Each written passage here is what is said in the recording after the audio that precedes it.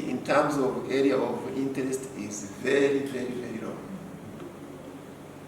But as we go along, and hopefully before they go back during the debriefing meeting, probably we shall be able to outline, just an outline, the few areas where we would like, this conversation to continue. Instead of going for 5, 6, 7 small little projects, I would try to find 1 or 2 that we can see are feasible, and then we can gradually expand into something broader and more ambitious.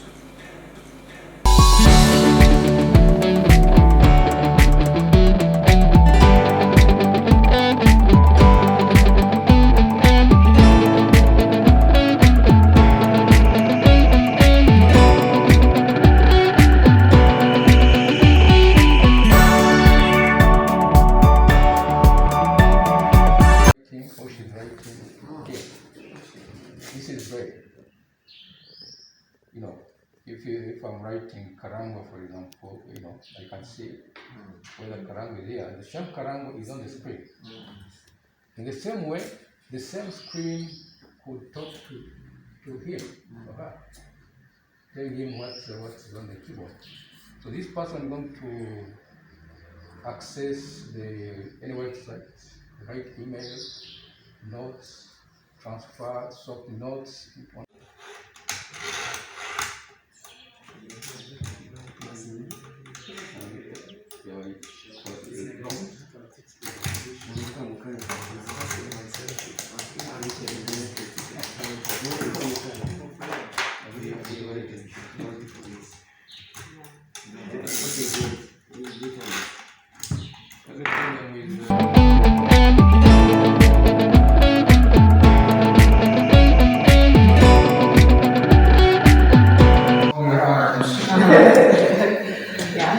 It's all a little different.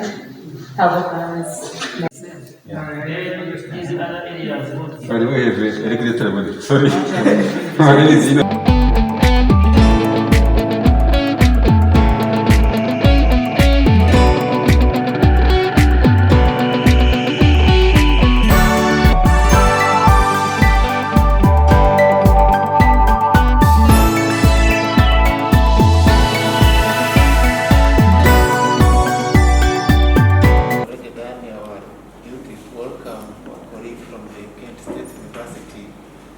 in Rwanda and in the rest of Rwanda.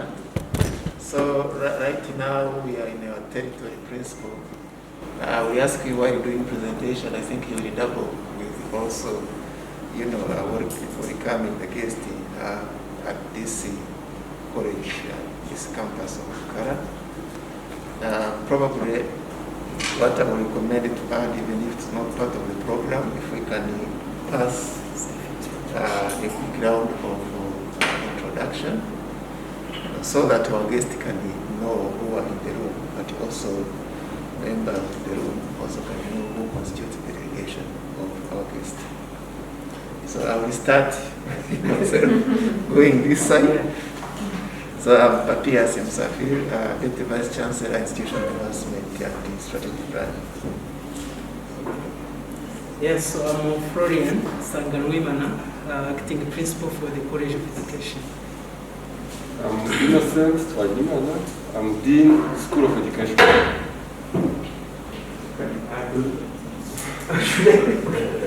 I'm Javed, Professor and Chair of Computer Science Department at Kent State. Lakhan Yadav, Director of African Center of Excellence for Innovative Teaching and Learning Mathematics and Science. Welcome. Andre Mohirwa, Director of Teaching and Learning Enhancement.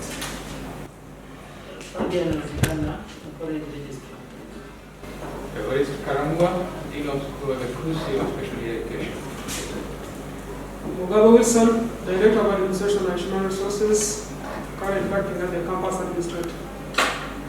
Legal is called the advisor to the principal. He's a Longlis, IT officer of African Center for Excellence in Effective Teaching, Learning, Mathematics and Science. I'm Neil Cooper. I'm Director of the School of Peace and Conflict Studies at Kent State University. I am Marcello Fantoni, and I am the Associate Provost in the Office of Global Education at Kent State University. Good morning, everybody. Hello, I'm Sarah Schmidt. I'm the Administrator of Global Education, and I research peace education at Kent State University. So for the protocol matters, it is Professor Marcello Fantoni, who is head of the delegation from Kent State University. So, Professor, you can proceed.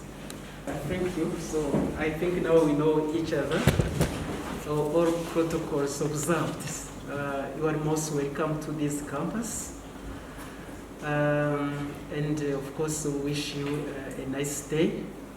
For the interest of time, I think I will be very quick. I think you already know that college education is one of the 6 colleges of University of Rwanda, and our specialization is to train teachers for secondary school, both the service teachers and in the service teachers, where we run a number of continuous professional development in partnership with Ministry of Education and the Rwanda Education Board. We are operating on this campus. This is Rukara Campus, but also we run our program at Nyagatare and some in Remera in Kigali, which is the headquarters of College of Medicine and Health Sciences. So as you have seen, we rest on a big land, about 28 hectares. So what maybe you have been able to see is the half of it, because we have the other part which is attached behind down there. This is the structure of the school, the college. We have 2 schools. One school, which is the main one, School of Education, with 4 departments. Those 4 departments are known. And this Department of Humanities and Language Education. The third one is the Department of Early Childhood and Primary Education. And the fourth one is the Department of Foundation, Management and Curriculum Studies. The second school is the School of Inclusive and Special Needs Education. So you've met the Dean Karango, who introduced us to the school and the resource room. Then the college also has academic unit or center which support the college to run different academic programs, starting, for instance, from the Center African Center of Excellence for Innovative Teaching and Learning Mathematics and Science, which is led by Professor Yadav. We have the Center for Open Distance and E-Learning, which is a cross-cutting center supporting all UR colleges in terms of implementing blended learning. We have the Center for Teaching and Learning Enhancement, where our programs are developed, and of course, where teaching and learning management activities are managed. We have the Directorate of Research and Innovation to support our lecturers to carry out research, but also postgraduate students. We have a Confucius Institute, that is the project that we co-run together with the Chinese government to promote Chinese language and culture. In the blue there, it is a center that is in the pipeline, a resource center for special needs administrative units. There are about 9 or 8. So campus administration, in charge of operation, whatever we do. Campus administration and human resource, campus finance, campus library services, career and employability, college registry. So all services you can see that that university provides are provided on campus. So we don't need to go to headquarters to carry out a service. Can you proceed? So our program, we have undergraduate program, and among undergraduate of diploma, where students come and do 2 years and get diploma that qualify them to teach in lower secondary. And then we have bachelor, which qualify students to teach. Our program, we have undergraduate program, and among undergraduate of diploma, where students come and do 2 years integrated diploma that qualify them to teach in lower secondary. And then we have bachelor, which qualify a student to teach the entire cycle of secondary education. We have postgraduate students in postgraduate certificates, masters and PhD. As you can see, a big number of students are still registered in the undergraduate program. Can you move to the next? So these are the different names of the program. I think you will not just read them out. Some of them will be in this program, or we shall see, yes, the names are being expired. So you keep it with you, and whenever you have to learn more, you have it. So can we go first? Yeah, you can go quick. So these are names of programs, especially there on this side. These are names of continuous professional development programs. So we train teachers, but we know that they need to update their degrees in different areas. That's why we continue to work with MINEDIC and REP, which are government entities managing teachers, to work with them and see how we can, together with even private partners, run some program to update the skills of our teachers. So those two in the blue, 9 and 10, they are just a new program that we have validated recently, and of course we have started implementing them this year. Student welfare, of course, we take very much care of student life. That's why you have a directorate in charge of student welfare, but also we work with the student leadership. They have a great council with students in charge of advocating for student matters. Sport and culture, student clinic, we have a clinic, so to provide simple medical services, but we are not far from the district hospital, and whenever we have to transfer students, it is easy for that transfer to be done. Yeah, so and for students, of course, we have student restaurant here on campus, and we have a staff canteen that are available for both students and staff. Yeah, so the university, of course, is connected to the community, nearby community, but also beyond, based on where we can intervene effectively.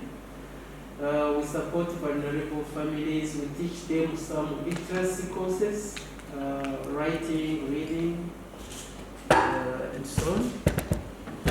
And we happen to participate in the community work, our activities, and we deliver public talks about different themes. So currently we are running a number of projects. Just here we are putting a sample. The first project is the Leaders in Teaching, the LEAD initiative project, which is building the capacity of our academic staff to effectively train our pre-service teachers. Second is the Rwanda Quality Basic Education for Human Capital Development. That is a project in partnership with MINEDIC and REP, which is working on how to improve the quality of education in lower education, and how to improve learning efficiency and the learning outcome. Normally it is targeting on English proficiency and on STEM subjects. We are having partnership for enhanced blended learning, that is to promote blended learning in Rwanda but also in the region, because our team are developing modules that is serving Rwandan learning but also learning institution in the region. Yeah, that's it. We can move. Just these are the examples. We have also adult literacy. This is part of community outreach where we we support our trainers, how to train people to improve their literacy in rural area especially. Another project is the Mobile Arts for Peace project. That is an international collaboration. You can see that we participate in some Asian country in terms of mobile arts and for peace. We have also which one? The third one, Global Engagement Network Project on Breeding Cultures for Peace in Rwandan Schools. So we are working with Aegis Trust, and we have a program to train pre-service teachers and service teachers. Yeah, just these are some of the highlights. So on top of normal business of teaching and learning on campus, also we collaborate with both government, public and private stakeholders in education, so that we can make an impact in solving societal problems. Yeah, thank you for your attention. Thank you. Mobile Arts for Peace project, and also the Global Engagement Network project on building cultures of peace, and how you kind of implement those two programs, and particularly the second one on building cultures of peace in schools. Unfortunately, we didn't invite the project investigator, but what we are doing, for instance, especially for schools, reading peace education among students and among teachers and even among lecturers. We develop a training program that are periodic, that target, of course, new teachers, new students. Training are in a cohort. So whoever has been trained has a mission also to disseminate the program, and whoever is new, of course, they are trained. So these are simple training program, but also they are developing continuous professional development, which will end up by a certificate. Someone who has followed will just get a certificate. And there are some activities that they are running together, like a field trip, tour visit. We can visit one of those countries. They are using case study to run this program. So it prompts two thoughts for me, because as I mentioned, I'm director of our School of Peace and Conflict Studies, and we're developing a new master's program, and one of the courses in that program will be on peace education. And part of what we've been thinking about is providing students with an opportunity to do a placement in local schools. But one thought that occurs is that there may be an opportunity for them to do study visits over here, and to experience what the kind of work that you're doing. So, in the current, in USA and everywhere, there's significant emphasis in providing digital skill to the new generation. Yeah, and including the US systems is quite behind. So I would like to know a little bit that which unit, you have the four departments here. So is there any, which units are responsible for digital skill education? So there are multifaceted problems. First is the curriculum itself is not there up to the standard for in the high school in many places of the world, not only Rwanda, I'm saying. Okay, and then the teachers are also need to be trained how to. Basic programming is being introduced in high school and middle schools. So these two aspects, teachers training, curriculum in terms of digital skill, and the other aspect is, I think, blended learning or online learning, the modern new media learning skills for the teachers. So these are increasingly important to introduce to the new generation. So which units or what relevant activities are here? Okay. Okay, so thank you for the question. I will just respond and my colleagues, special deans, will complement. Yes, in our program there is the digital education, if I can say, because in the School of Education, we didn't go into the details, but we have the Department of Mathematics, Science and Physical Education. And in there, we have even a program in mathematics and computer science education. That is training teachers that will go and teach those skills in the basic education. And on top of that, because all students here are taking educational courses and pedagogy, we have even in the curriculum specialized module, integration of ICT in education. It is everywhere. Yes, everywhere. They learn it. And in every courses, in every module, we emphasize the integration because ICT is a cross-cutting. You know, and that in Rwanda, even ICT is not the only cross-cutting topic. We have about 8 environmental issues, peace education, financial literacy. These are cross-cutting issues that are integrated, that every teacher, irrespective of what they are teaching, they have to integrate. So I don't know if... Just to complement, maybe if Dr. Matthias, if he was here, yeah, he's not.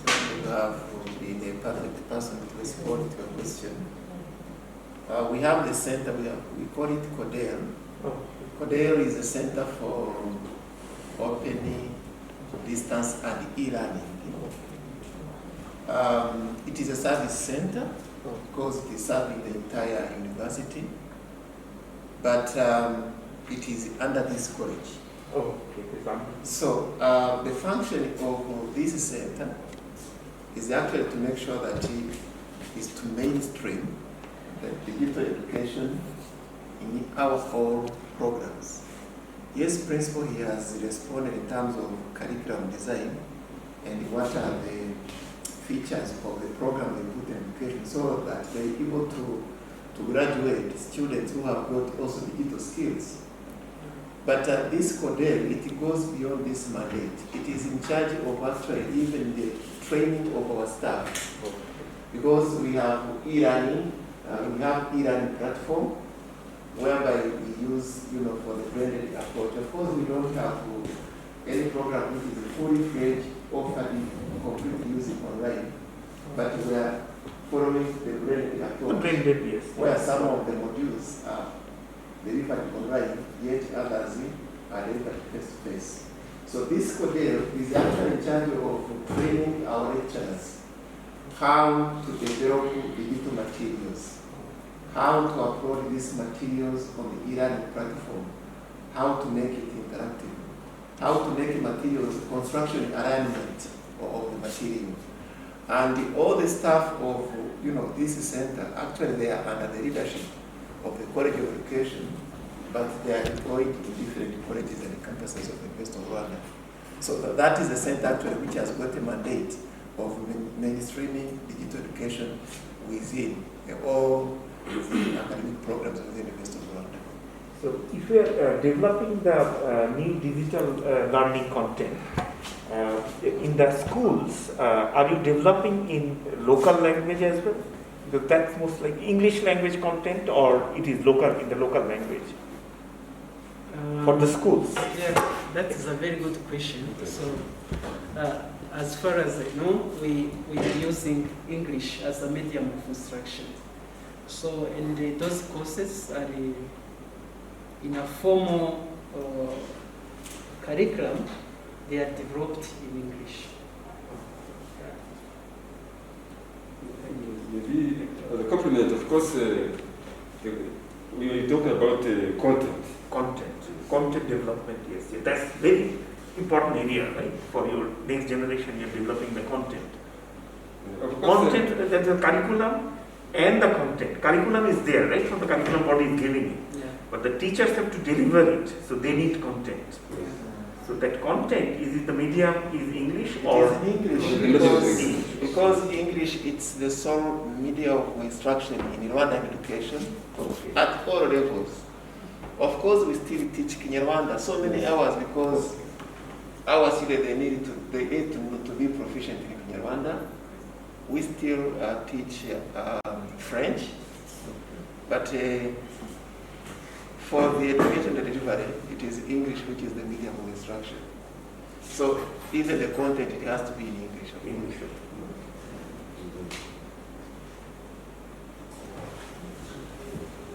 Yes, Prof. For the training of the teachers, we regularly organize some training workshops, not only for the Rwandan teachers, but for regional teachers also, particularly the innovative teaching and learning methods. We have one CPD program, I think Principal already mentioned. So already about 200 teachers have gone through the training, and just now about 600 teachers are going through the training. And in that we emphasize the integration of ICT, simulation experiments, and all those things which are related to the ICT. Yes, I think we have responded to your question. The government of Rwanda is promoting ICT in all spheres. And for us who are implementing and who are responding to the needs, also we have to integrate it. Maybe if I can give another detail, is that any student at University of Rwanda, during their first year, they have a common module, Introduction to ICT, Communication and Technology. That's why where we check whether they come with some sufficient skills, those who have them, they can go deeper, and at least those who don't have, we help them to get the minimum required skills for them, for instance, to be successful learners at university. And since we know that we are training teachers and ICT technology, they are evolving over time, so we are much very aware of that. And whenever necessary, we have these continuous professional development courses. For instance, in the project that I have presented, quality basic education, we are digitizing the learning resources. So meaning that we have been, for instance, training teachers, especially developers, to digitalize. And now we are going to roll up the training so that the teacher can learn how to use those digital material. Of course, we are taking the lead with in-service teachers, but we are also thinking how we can integrate the same in pre-service teacher training so that we harmonize, and when they graduate, there is no need to get that training. Yeah. Of course, principal, if you allow, the aspect to be emphasized is this ICT support.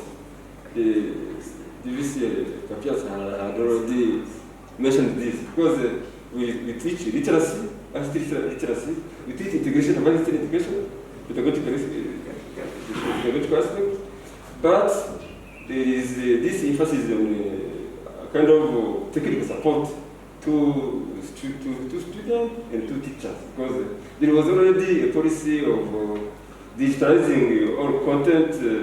What I would say from my knowledge from other, this is where you have World Bank money sitting there to support. Yes, this is for very specifically here. Yes, particularly with COVID, there was already a policy, but now really as we are blending all our teaching, the teaching has become blended now. This technical support is more than ever needed. So it's really an investment.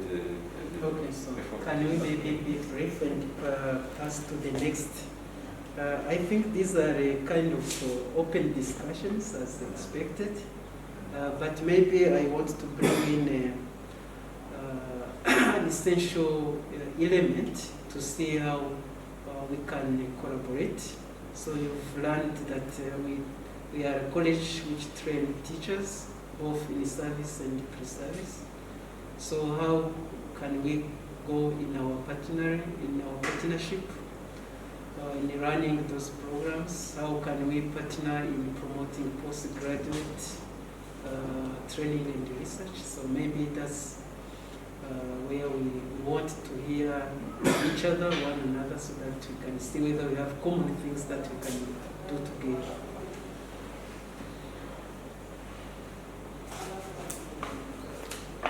Thank you for having us here today for a visit of your campus. And on behalf of Kent State, thank you also for the hospitality in general of the University of Rwanda.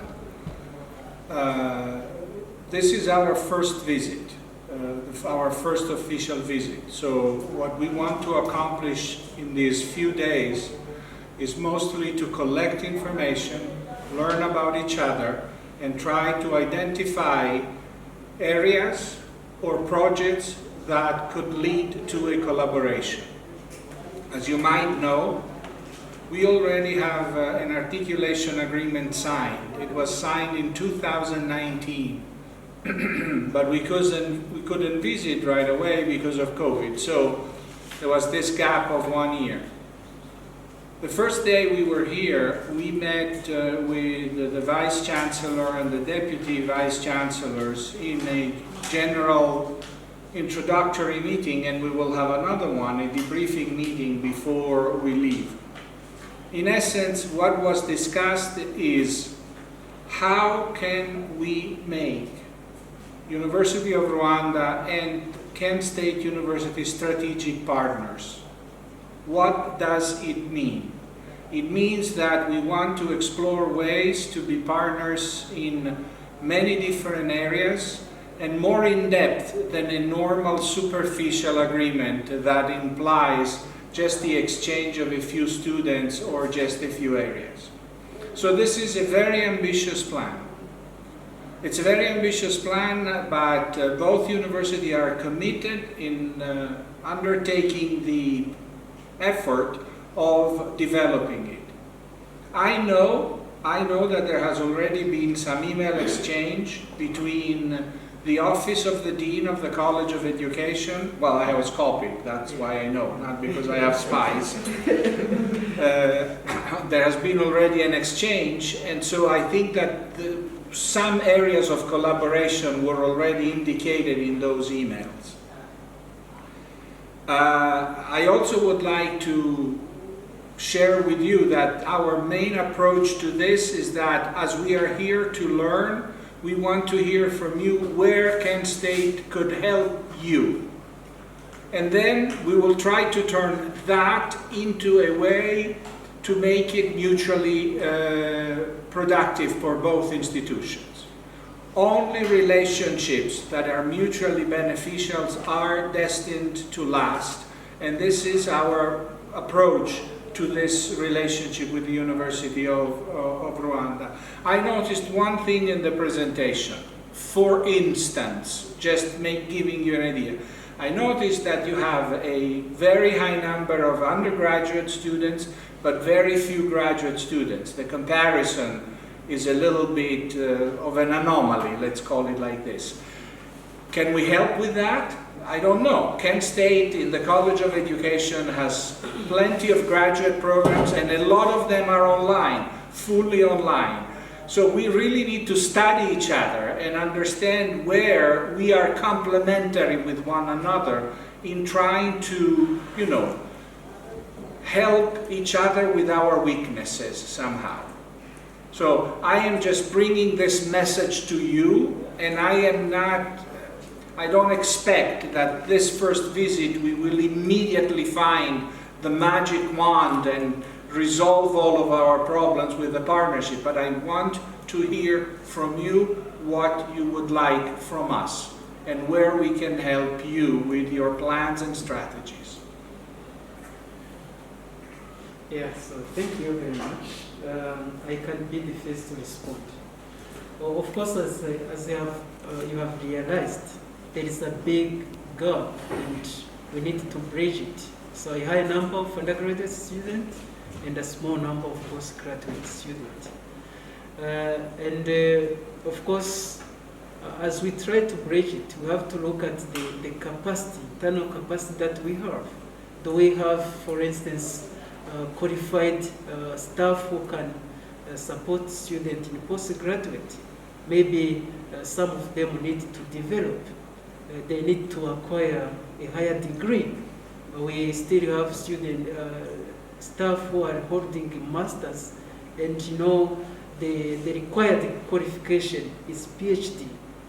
So we need to see how we can help each other so that at least that can be solved. We are also developing programs, and as you have heard, we care about benchmarking and see what others are giving to their students, and to see how, for instance, we can work together and harmonize our program so that we can train a global citizen. That is very, very important. We know that we are involved in peace education, and you happen also to have a focus on peace. How can we also look at our program and support each other? We are running training programs, especially in service and pre-service. I guess in your School of Education you do more or less the same. Can we see the common point and the differences and work on them and improve? Organically, all of this information and exchange it with your correspondent, Stephen Mitchell, the Associate Dean, and continue to copy me in that email. Dr. Mitchell and I meet regularly at Kent State, and so I think after a little bit of back and forth between the two sides, we would be able to decant to have something more specific solidify, and instead of going for 5, 6, 7 small little projects, I would try to find 1 or 2 that we can see are feasible, and then we can gradually expand into something broader and more ambitious. I kind of know by experience that after a conversation like this, if you don't initiate with something right away, then we evaporate. And there is not much left to do together. In terms of costs, you raised the issue of costs. This is always the barrier when I travel and I talk to universities around the world, because North American education is expensive. And it's an exception in the planet. Maybe the UK is close to that at this point, but it's really, and so we are aware of it.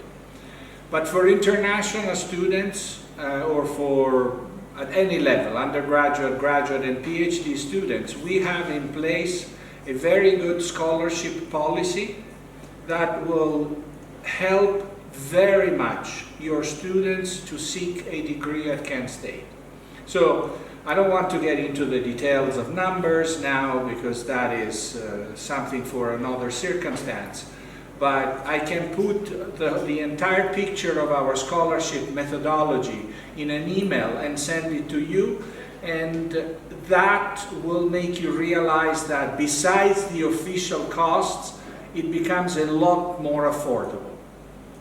I think, to be very, very honest, because I don't want to promise the world, because we have to be realistic, your students would still need some support from the university, scholarships on your end as well. But if we are both willing to help, I think we can make it reachable for them. I will just give you one detail. The next September, actually this September, the Board of Trustees will discuss a proposal developed by the Office of Global Education that requires that all international students would pay the equivalent of in-state tuition, which means 50% of the cost of education. That's a substantial reduction.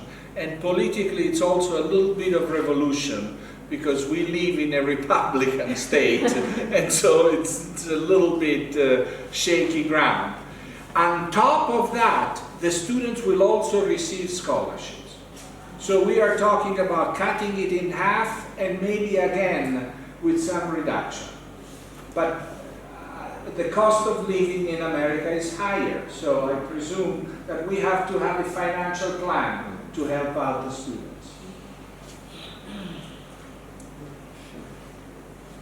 Of Rwanda, which is called the Scholar Program, funded by MasterCard Foundation. It is going to prioritize to benefit women students, refugees, and students with disabilities, both local and international. And these are programs which cut across sciences, education, social sciences, arts, undergraduate, postgraduate, and should be beginning with this academic year. Now, one of the things I'm thinking about when we are meeting like this is how to collaborate in this scholar program, because it is being funded and the quality of service in the University of Rwanda has to improve, has to go beyond the confines of this university, has to be benchmarked even much further. So I'm also trying to think how we can collaborate. So my first question is, we are likely to reach out to you very soon with more questions on how to collaborate in this area with some of my colleagues. It is a program with a few program leads. I'm leading in on disability and inclusion, and students and the refugees. My colleague is doing other things. So either all those are likely to reach out to all stakeholders, all partners of the University of Rwanda. So my question is, in case you want to reach out to the university, who do we collaborate with? If we have to visit your university for further discussions,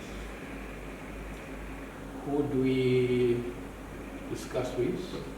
Because if we have to reach that level, we shall have to come up with something concrete, something workable, something that can work beyond this program, this funded program, because this fund will come and eventually go, but the partnership should be able to establish something that goes beyond, will be for a long time.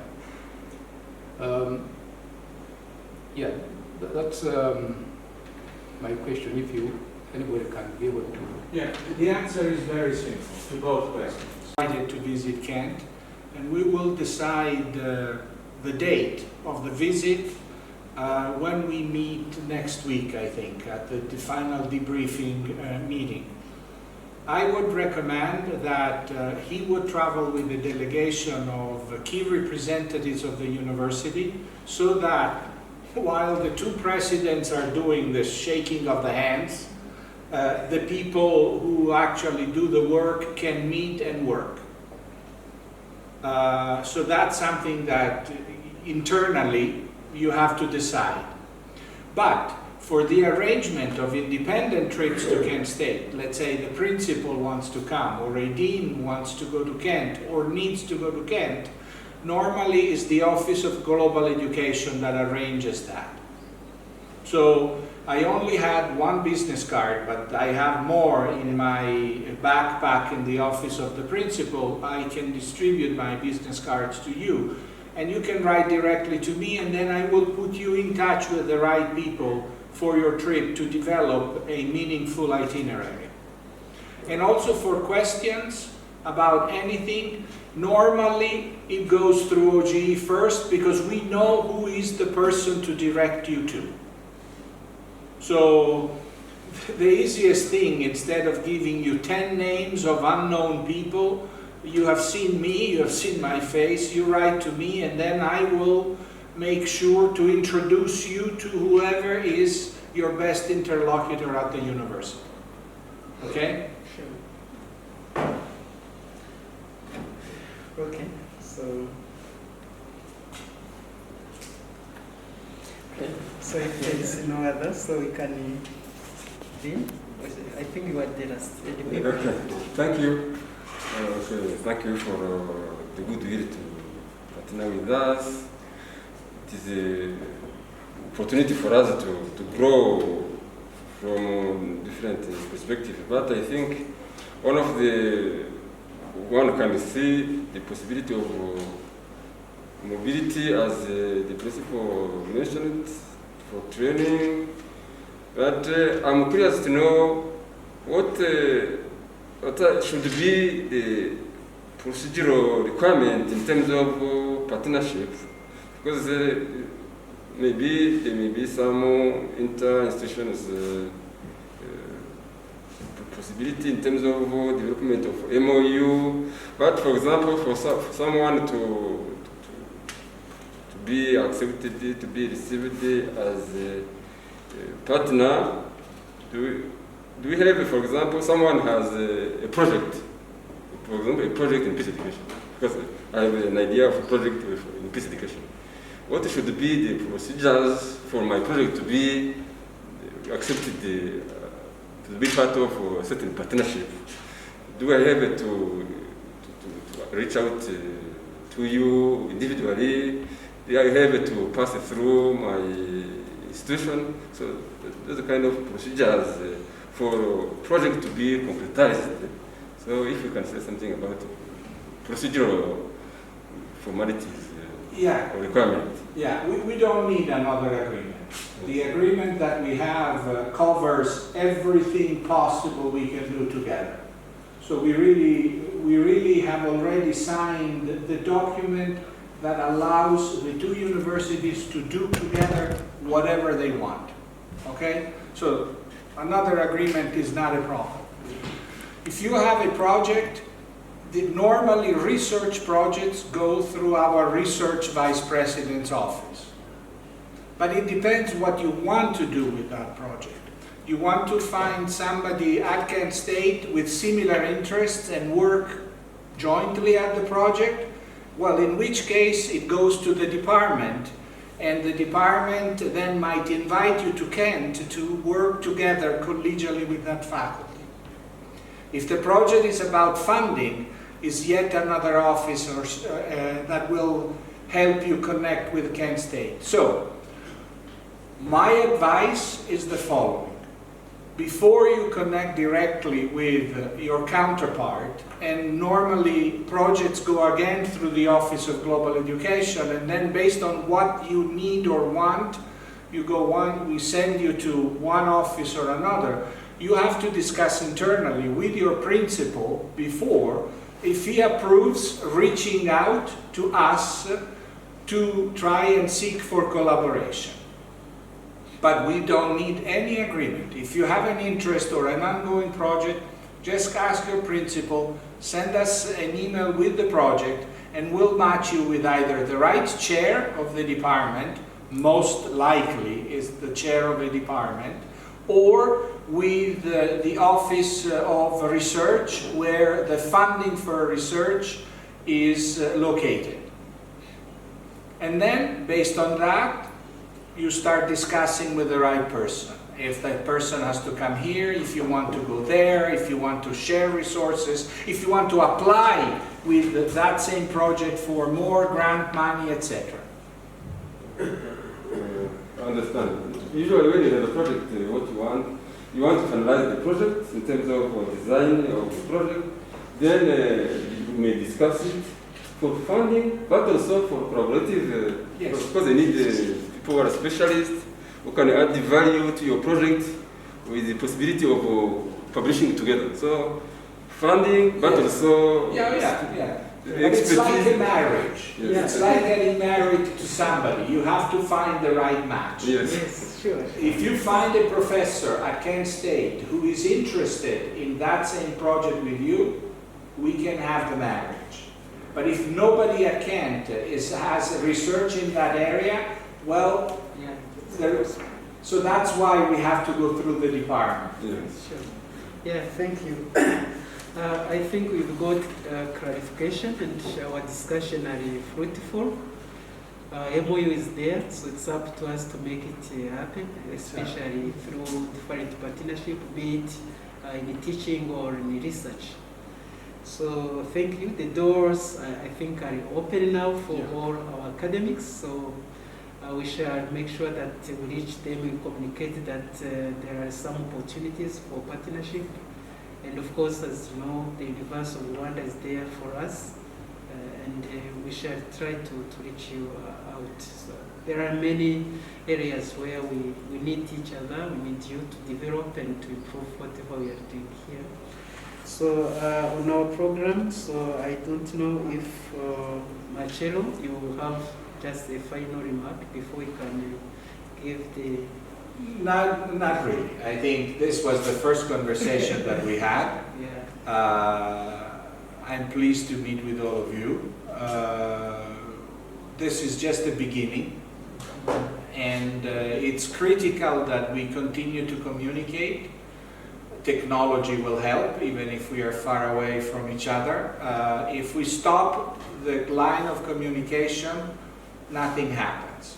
So I'm strongly encouraging you, as well as I will do with my colleagues at Kent State, to continue the conversation that was initiated. That's all I can do. And thank you again for, I think it's a holiday today, right? Yeah. Okay, well, thank you twice then, because we made you come to work during a holiday, and I didn't even know it. I learned about it this morning, so I apologize as well for this inconvenience. Okay. Yeah. Okay, thank you. So the floor to the DVC Papias to give the closing remark, and after we shall have a lunch just in the room next to this. Okay.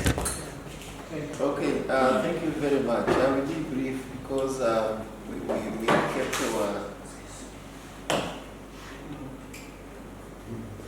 we kept our guests, very busy from the day one. They landed in Kigali, and at some point I have a feel that we are overwhelming them with the meetings.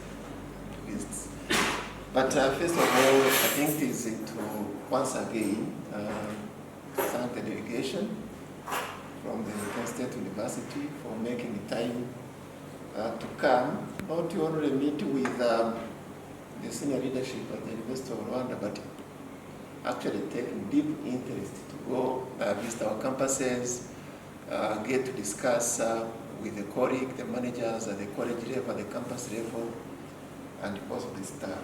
This is tremendously adding value in terms of expanding the scope which has already been established within the signed MOU. What is there in MOU is very generic, but through this discussion I think it has been enriched. And I can tell my colleagues here that with the meetings which have been held so far, including other few meetings which will take place next week, the list in terms of area of interest is very, very, very low. But as we go along, and hopefully before they go back during the debriefing meeting, probably we shall be able to outline, just an outline, the few areas where we would like, this conversation to continue. Because there is a lot of consultations which need to happen even inside the University of Rwanda. There are a lot of consultations which need to happen at the site of the Kent State University before we can actually firm up the few projects which we needed to advance. As far as this college is concerned, I think the presentation and also what we heard from the colleague, there are a few areas again which shows the potential for collaboration. But I want to underscore one area which was strongly voiced at the meeting which we had with the ministers of education.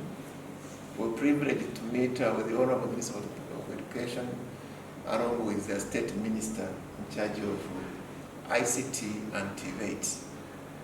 And it is in the area of the teacher training. Principal had already alluded to. We know that at the Kent State University, there are models which have been tested and proved to be successful, especially on the side of in-service teacher training, which has to do more, not necessarily on the competence of the subject matter, but to tackle the fundamental issues of mindset change in the cultural context. And that's why we want to run, to explore more, to partner what you did in other parts of the world, which proved to be successful. Probably we can continue discussing together to see, as a College of Education, what can we help the Minister of Education on the side of the in-service teacher training for the mindset change. I will just give an example. When you talk about digital education, it's not about what you teach or how you prepare your teachers. It's also preparing the big teaching population which is already there on the field to accept the wholeheartedly that the world today, it is demanding to use a different methodology of teaching, quite completely different from the way ourselves were prepared and were taught. So it's not just a matter of teaching them how to use the computers and software, but it is also the cultural change.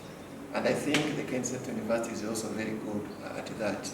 So I wanted to re-echo the calling from the minister, and I think the exchange will continue. So that exchange, I would wish that also the leadership of the College of Education is brought into question. I totally agree with you, Provost, that this more of the moral exploration and fact-finding mission, but there is a lot of other conversation to do. We are not going to sign another MOU on top of existing agreement or MOU, but what would be needed, it is now to outline the operational framework for the few areas that shall be identified. And this operational framework will go into the nitty-gritty of the operational challenges and how do we go about the challenges. And of course, financing arrangement being one of it. When it comes to the research project, yes, we want to encourage one-on-one discussion between the faculty of the University of Rwanda and the faculty of the Kent State University, between the college and the counterparty dean. This one-on-one conversation, we encourage it. And of course, when they reach at a point where it can mature, then there are issues which we need to look at it. And there are policies at both sides which we need to look at it. For example, if we have won a joint, maybe a research grant, definitely we shall sign an agreement of how the collaboration between institutions will be undertaken in terms of managing that research grant. If it is a research output, the matter of, for example, the patent or the copyright. So these are the operational details which you cannot discuss now, but they will happen at a certain point when a particular project, seems to be reaching at a maturity level. But definitely, this conversation will continue, but we shall be able to narrow down the few things whereby we shall go into that length of outline and the detailed operation framework. Otherwise, I want to thank you once again. We are still together for a few days. We shall have another meeting, and probably Dean participated into the opening meeting with the Vice Chancellor, the principal, and I hope the principal will also participate into the wrap-up meetings. I want to thank the colleagues, for taking their time. This was supposed to be a public holiday, as you mentioned, but because of the value attaching to guests coming all the way from guests to visitors, taking all these number of days, that's why they also, willing, wholeheartedly willing to, to sacrifice part of their, the personal time or the family time for this activity because it's very important. I thank you all. Thank you. Thank you.